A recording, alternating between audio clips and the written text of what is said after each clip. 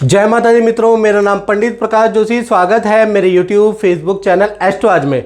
मित्रों, आज हम चर्चा कर रहे हैं मंथली राशि फल के बारे में। कन्या राशि क्या अगस्त का महीना कैसा रहेगा, कैसी रहेगी धन की, स्वास्थ्य की, उनके परिवार की स्थिति, क्या ग्रह गोचर का बदलाव आएगा। 4 बड़े परिवर्तन, 4 ग्रह गोचर अगस्त में होने जा रहे हैं। सूर्य का राशि परिवर्तन 16 अगस्त को होगा। इसी प्रकार से मंगल का राशि परिवर्तन भी अगस्त में होने जा रहा है। शुक्र का राशि परिवर्तन भी अगस्त के एंड में होगा। साथ ही साथ चौथा बड़ा बदलाव के बारे में बात करें तो 5 अगस्त से बुध वक्री हो जाएंगे। इसका प्रभाव, क्योंकि कन्या राशि के स्वामी ही बुध होते हैं और बुध अगस्त के महीने में वक्री होना कन्या राशि के लिए कैसा रहेगा, इसके बारे में चर्चा करेंगे। सबसे पहले कन्या राशि की मंथली कुंडली में देखते हैं। ये मंथली कुंडली आ रही है, इसके अंदर विशेषताएं मैं आपको बता देता हूं कि ग्रह गोचर तो वैसे हर महीने होते हैं। इस बार अगर विशेषता देखा जाए तो 3 विशेषताएं अगस्त में रहेंगी। पहला, लगन में केतु है और लगन में केतु यानी कन्या राशि के अंदर ही जहां 6 नंबर लिखा है वहां पर केतु और बुध का वक्री हो जाना, तो ये कहीं ना कहीं स्वास्थ्य के लिए बहुत अच्छा नहीं है। अगस्त के महीने में स्वास्थ्य को लेकर थोड़ा चिंता बनी रहेगी। अस्पताल, डॉक्टर के चक्कर आपको लगाने पड़ सकते हैं। कुछ टेस्ट आपको अपने हेल्थ के लिए करवाने पड़ सकते हैं, क्योंकि बुध वक्री हो गए और बुध व्यय भाव यानी शारीरिक क्षति वाले भाव में चले गए हैं, तो यहां पर थोड़ा सा अच्छा रिजल्ट नहीं है बुध वक्री से। दूसरा देखा जाए तो जहां 2 नंबर लिखा है वहां पर गुरु और मंगल बैठे हैं। गुरु और मंगल का बैठना 9वें भाव में, यानी कि आपका अगस्त में भाग्य वृद्धि होगी। भाग्य से आपको अचानक कोई काम की प्राप्ति होगी, अचानक धन की आपको प्राप्ति होगी, लेकिन खर्चे भी आपके बढ़ेंगे, याद रखिएगा। मंगल और गुरु कहीं ना कहीं माता पिता को कोई ना कोई फाइनेंशियल गेन या माता पिता को कोई धन का लाभ कहीं ना कहीं अगस्त में देंगे, क्योंकि 9वें भाव में बैठे। मंगल और गुरु विदेश संबंधी कोई आपको विदेश जाना है या विदेश संबंधी कोई कार्यकलाप करना, उसमें भी सफलता मंगल और गुरु के कारण मिलेगी। विदेश यात्रा का आपका काम भी बनता है। विदेश से संबंधित कामों में आपको पॉजिटिव रिजल्ट मिलेगा मंगल और गुरु के कारण। और 11वें भाव में सूर्य बैठे हैं, यानी कर्क राशि 4 नंबर पे जहां सूर्य लिखे है, ये भी बड़ा विचित्र और इंपॉर्टेंट है। यानी कि कहीं ना कहीं देखा जाए आपको कोई किसी संस्था से कोई सम्मान मिल सकता है। सूर्य 11वें भाव में बैठते हैं तो कहीं ना कहीं आपके भाई बहन, चाहे छोटे बड़े भाई बहन हैं, चाहे बड़े भाई बहन हैं, उनको पद प्रमोशन, उनके सरकारी काम की वृद्धि होती है। सूर्य लाभ भाव में होते हैं तो इन्वेस्टमेंट से बहुत लाभ होता है, चाहे शेयर के इन्वेस्टमेंट से, चाहे गवर्नमेंट के किसी प्रोजेक्ट में आप इन्वेस्ट कर रहे हैं या गवर्नमेंट की किसी योजना में आपने कुछ चीज़ भरी हुई है, वहाँ से आपको सफलता मिलती है। यानी सूर्य लाभ भाव में गवर्नमेंट प्रोजेक्ट के लिए बड़ा लाभकारी है। तो कुल मिला के देखा जाए तो सबसे डिटेल में अब हम चर्चा करेंगे। और मित्रों, आपसे एक रिक्वेस्ट है कि आप मेरे चैनल को, मंथली राशिफल को, मित्रों कन्या राशि वालों, आप देखते हो, लेकिन क्या है कि चैनल को एक तो सब्सक्राइब नहीं करते और पोस्ट को आप शेयर नहीं करते, जिस कारण से जनता ये समझती है कि ज्योतिष का नाम उपाय है। हर चीज़ के उपाय कर लो, नौकरी नहीं हो पा रही है तो उपाय कर लो, विद्या नहीं हो पा रही है तो उपाय कर लो, साथ ही साथ रिलेशनशिप अच्छा नहीं है तो प्रयास मत करो मित्रों, उपाय कर लो। और बल्कि गीता में लिखा है कर्मण्येवाधिकारस्तु मा फलेषु कदाचन, पहले व्यक्ति को कर्म करना चाहिए, उसके बाद कोई मंत्र, कोई उपाय करना चाहिए। अब इससे क्या होता है कि ज्योतिष का नाम उपाय से रह गया है, यानी ज्योतिष जो है उपाय, ज्योतिष को लोग उपाय की किताब समझते हैं। ऐसे में ज्योतिष जो था वो, इसका मतलब है प्रेडिक्शन करना, दूरगामी स्थिति को भापना, वो एक खेल रह गई। और बड़े बड़े ज्योतिष आज की डेट में प्रेडिक्शन करने से बचते हैं, क्योंकि प्रेडिक्शन अच्छी भी जाती है और मित्रों खराब भी जाती है। तो वो उपाय पे रिस्क ले रहे हैं, उपाय, ये उपाय कर लो, वो उपाय कर लो, फलाना उपाय कर लो। आपने देखे होंगे कई वीडियो, हर छोटी छोटी चीज़ के उपाय है, यहाँ लिख लो, वहाँ लिख लो, माथे पे लिख लो, करोड़पति हो जाओगे। तो जिससे कि जब आप ये उपाय करते हो और आपको फल नहीं मिलता तो आप कहते हो ज्योतिष पाखंड है, ज्योतिष ढोंग है। बल्कि ज्योतिष का उपाय से संबंध नहीं है।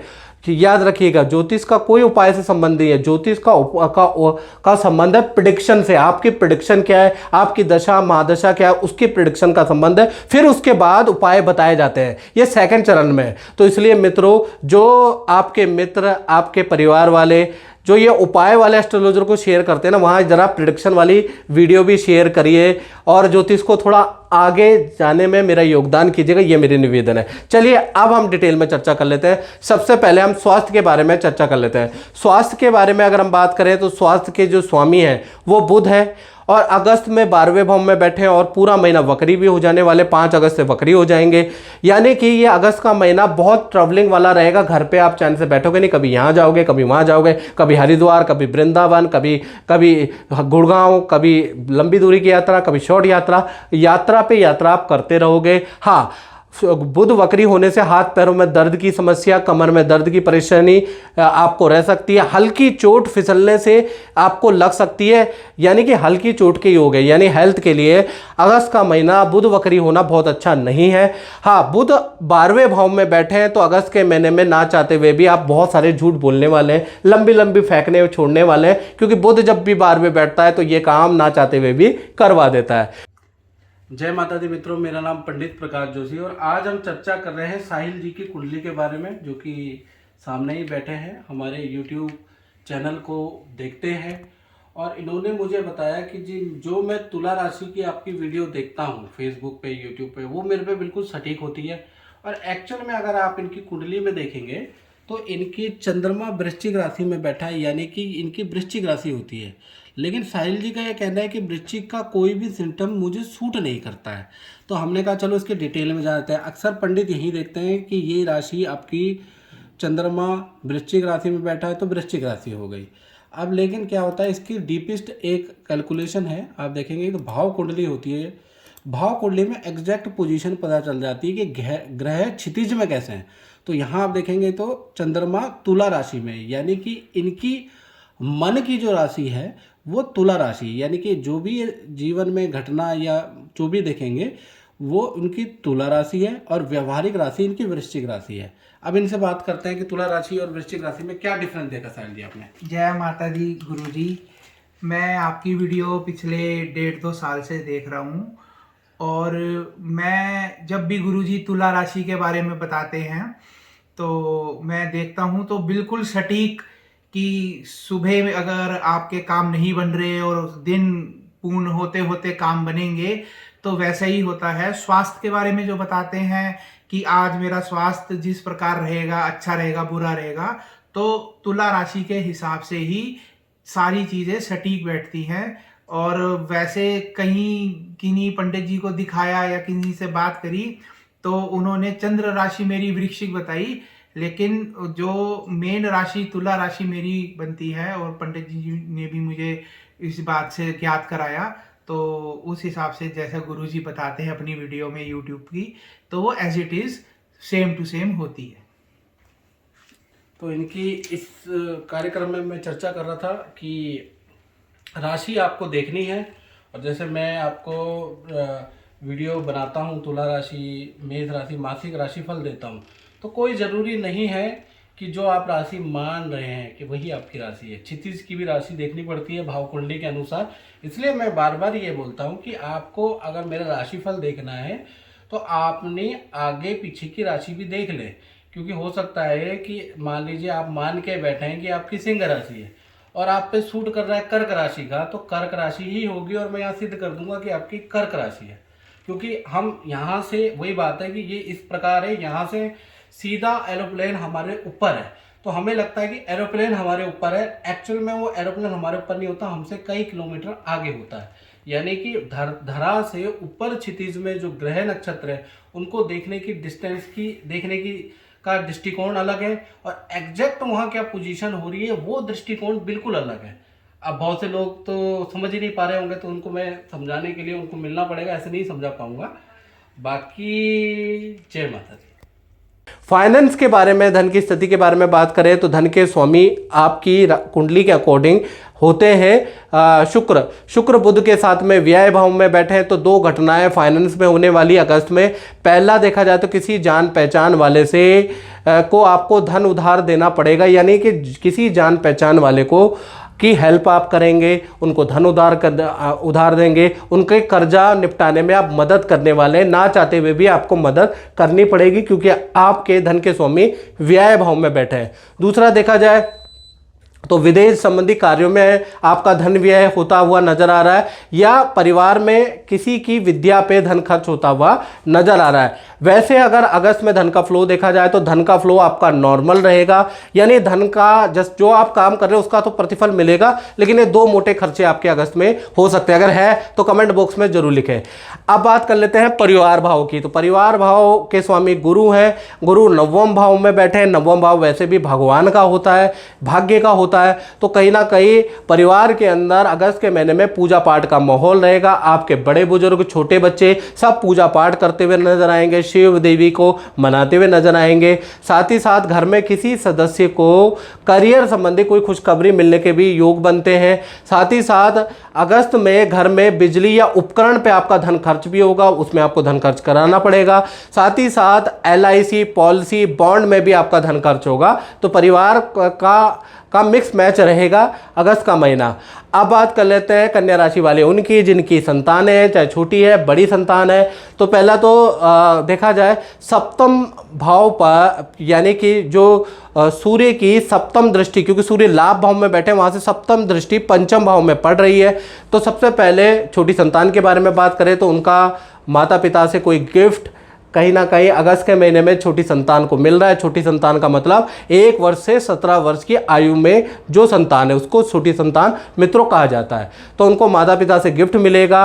करियर और विद्या के लिए अगस्त का महीना वंडरफुल रहेगा। आपके संतान कहीं पर कोई मेडल भी जीत के लाएगी, कोई एप्रिसिएशन सर्टिफिकेट भी जीत के लाएगी, यानी अगस्त का महीना अच्छा है। इसी प्रकार से बड़ी संतान जिनकी उम्र 18 की है या 18 से ऊपर है, उनका देखा जाए बॉस या सीनियर से उनको काम की एडवाइस भी मिलेगी और काम में तारीफ भी मिलेगी कि भाई तुम अच्छा काम करते हो और अच्छा कर सकते हो, तो आपकी बड़ी संतान प्रसन्न रहेगी। दूसरा, आपकी बड़ी संतान का स्थान परिवर्तन का योग नजर आ रहा है, कोई नया प्रोजेक्ट उनको दिया जा सकता है। साथ ही साथ अगस्त के महीने में संतान आपकी परमिशन लेके मित्रों के साथ घूमने भी जा सकते हैं, उसके भी योग बनते हैं। तो छोटी बड़ी संतान के लिए अगस्त का महीना वंडरफुल रहेगा। अब बात कर लेते हैं विद्यार्थी स्टूडेंट के बारे में। तो अगस्त का महीना विद्यार्थियों को 3 बड़ी घटनाएं देने वाला है। पहला देखा जाए अगस्त के महीने में नींद प्रॉपर नहीं हो पाएगी, सर में दर्द रहेगा, आंखों में दर्द रहेगा, यानी सर दर्द और आंखों में दर्द की समस्या संतान को रह सकती है, यानी विद्यार्थी को रह सकती है। दूसरा, माता पिता से आपको कोई आपकी मनोकामनाएं पूरी होगी, माता पिता कोई धन लाभ आपको कराने वाले अगस्त के महीने में। तीसरा देखा जाए तो मित्रों के साथ में अगस्त में अचानक आप घूमने जाएंगे, नदी पहाड़ों की, हिल स्टेशन की आप यात्रा कर सकते हैं। अचानक प्लान बनेगा जो आपके योजना में अगस्त में शामिल नहीं है, अचानक बनेगा। इसी प्रकार से कन्या राशि वाले, अब हम उनके बारे में बात कर लेते हैं जो नौकरी करते हैं, सरकारी या प्राइवेट नौकरी करते हैं, उनका कैसा रहेगा। तो अगस्त के महीने में यानी 1 अगस्त से 31 अगस्त तक 2 बड़ी घटनाएं होने के योग अगस्त में नजर आ रहे हैं। हालांकि काम का प्रेशर आप पे बरकरार रहेगा, काम का प्रेशर रहेगा, लेकिन उसके बाद भी देखा जाए तो 2 घटनाएं हो रही है। पहली घटना के बारे में बात करें तो जूनियर जो कर्मचारी है, जो आपसे पद और ओहदे में छोटे हैं, वो आपसे बहस करेंगे। आपका स्टाफ आपके लिए परेशानी खड़ी कर सकता है, ऐसा योग नजर आ रहा है, यानी जूनियर से आप बड़े परेशान होंगे अगस्त के महीने में। दूसरा देखा जाए आपके काम की बॉस तारीफ करने वाला है, बॉस आपको नई जिम्मेवारी देगा, यानी कि एक तरफ आप जूनियर से परेशान रहेंगे लेकिन सीनियर आपको अप्रिशिएट करेंगे, आपका सहयोग करेंगे और आपको नई जिम्मेवारी देंगे। और अगस्त का महीना सेल के वाइज देखा जाए तो मध्यम फलदायक है। इसी प्रकार से आप बात कर लेते हैं कन्या राशि वाले, उनकी के बारे में, दाम्पत्य जीवन के बारे में। तो दाम्पत्य जीवन यानी सप्तम भाव के अंदर राहु है, तो कहीं ना कहीं दाम्पत्य जीवन में 3 बड़ी घटनाएं घटित हो रही है। सबसे पहले हम प्रेमी प्रेमिका लव कपल के बारे में बात कर लेते हैं। तो उनकी कुछ अच्छी बुरी दोनों तरह की घटनाएं होंगी। पहला देखा जाए तो आपके लव पार्टनर का कोई वस्तु अगस्त में चोरी हो सकती है, गुम हो सकती है, ये आपको वो बताएंगे। दूसरा देखा जाए तो पार्टनर के साथ में मंदिर तीर्थ की यात्रा के योग बन रहे हैं। पार्टनर बड़ा धार्मिक हो जाने वाला है और आपसे बहस नहीं करेगा बल्कि धर्म कर्म नाम जाप करने वाला है। तीसरा, पार्टनर को कोई ना कोई धन लाभ अपने परिवार से, अपने किए गए इन्वेस्टमेंट से होता हुआ नजर आ रहा है। तो लव कपल के लिए देखा जाए तो अगस्त का महीना ठीक ठाक है। इसी प्रकार से पति पत्नी के बारे में बात करें तो कहीं ना कहीं आपके पार्टनर को अगस्त में पैर में हल्की चोट लग सकती है, फिसलने से चोट लग सकती है, अग्नि से थोड़ा जल सकते हैं, ऐसा योग हल्का ही है, ऐसा योग नज़र आ रहा है। साथ ही साथ जो आप अगस्त के महीने में आप पार्टनर के साथ में किसी गुरु से आपकी मुलाकात होगी, किसी गुरु के आश्रम में जाएंगे, वहाँ आप भेंट करेंगे, पार्टनर में आध्यात्मिक बदलाव आएगा, पार्टनर मंत्र जाप करेगा, साधना करेगा। साथ ही साथ अगस्त के महीने में खासकर 10 अगस्त के बाद पार्टनर को धन पद का लाभ भी होता हुआ नजर आ रहा है। तो कुल मिला के प्रेमी प्रेमिका हो मित्रों या पति पत्नी हो, कन्या राशि के जो पार्टनर है उनको लाभ अगस्त में मिलता हुआ नजर आ रहा है। अब बात कर लेते हैं कन्या राशि वाले, उनकी जो व्यापार करते हैं या दुकान चलाते हैं, फैक्ट्री चलाते हैं, उनका अगस्त का महीना कैसा जाएगा। 3 घटनाएं भाई आपके जीवन में भी बन रही है, आपके प्रोफेशन में भी बन रही है।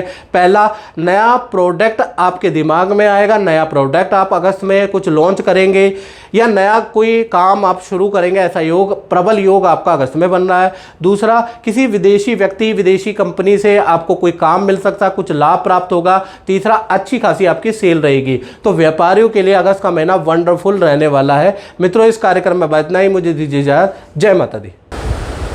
जय माता दी। वीरेंद्र जी, वीरेंद्र जी आप गुरु जी से तो मिले हैं, वर्षों पुरानी बात है, तो अपना कुछ अनुभव है तो बताइएगा।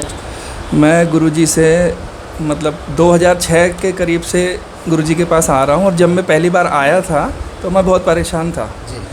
अपना जॉब के प्रमोशन के लिए, हेल्थ के लिए और कई समस्या मेरे साथ थी। लेकिन 2006 से जब मैं आना शुरू किया, आता गया, जो गुरुजी ने उपाय बताए मुझको, मैंने वो किए, तो आज की डेट में मेरे तीन प्रमोशन हो चुके हैं। मैं अपना फ्लैट मयूर विहार फेज़ 2 में एक पॉश जगह पे ले चुका हूँ और धन धान्य बहुत अच्छा हो गया गुरुजी की कृपा से। तो मेरा बहुत अच्छा एक्सपीरियंस है, अच्छा अनुभव रहा है, बहुत अच्छा रहा है। जैसा उन्होंने बोला मेरे साथ वैसा होता गया। हाँ, मैंने जिसकी कल्पना भी नहीं की थी, गुरुजी ने बोला था तुम विदेश जाओगे, मैं विदेश भी होके आया। अच्छा। मतलब 2 महीने रह के आया। हाँ हाँ, पर आ गए वहाँ से। हाँ जी, हाँ आ गया, घूमने गया था और घूम के आ गया। जो उन्होंने बोला मेरे साथ वो हुआ है। अच्छा। तो मैं तो गुरुजी को हमेशा प्रणाम करता हूँ और इनका बहुत आभारी हूँ। अभी आप ये भी कह रहे थे कि आज बहुत अच्छा मुहूर्त है। हाँ, आज इत्तेफाक की बात ये है कि जब आज मेरी बात हुई, जब मैं आया तो आज फिर वो शिक्षक दिवस भी है। जी जी। तो आज ये कितना अच्छी बात है कि इस दिन में आज उनसे फिर इतने साल, मैं कम से कम 11-12 के बाद अब आ रहा हूँ। हाँ। तो इतने अच्छे दिन मुलाकात हुई, जी। इससे अच्छा क्या हो सकता है। चलो, बहुत बहुत धन्यवाद। आगे भी ऐसा ही आपके साथ हो, ऐसा हम माता रानी से प्रार्थना करते हैं और गुरु जी का आशीर्वाद हमेशा बना रहेगा। जय माता। जय माता।